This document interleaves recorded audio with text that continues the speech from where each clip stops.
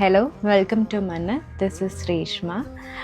So ഇന്ന് ഞാനിവിടെ കാണിക്കുന്നത് ജോർജറ്റ് ബനാറസിയിൽ ഗോൾഡൻ വീവിങ് വരുന്ന ഒരു സ്ട്രൈപ്പ് സാരിയാണ്. ഈ സാരിയുടെ ബ്ലൗസ് വന്നിട്ട് ജോർജറ്റിൽ തന്നെ ബൂട്ടാസ് വരുന്നതാണ്.